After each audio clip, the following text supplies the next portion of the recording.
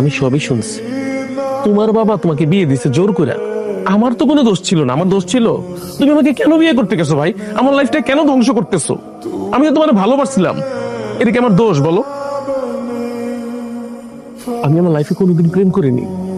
আমার সারা জীবনের স্বপ্ন কি ছিল জানো?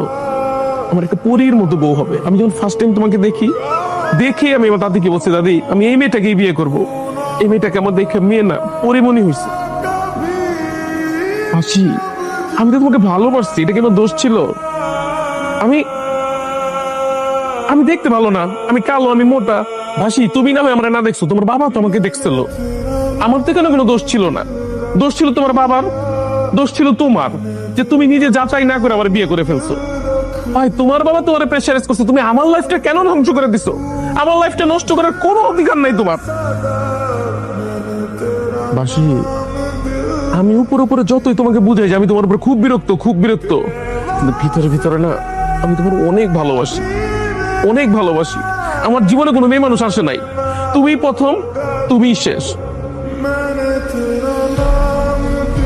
আরে আমি তোমার কাছে পাইতে চাইছি, তোমার কাছে আদর্শ ভাগ চাইছি। কেন জানো?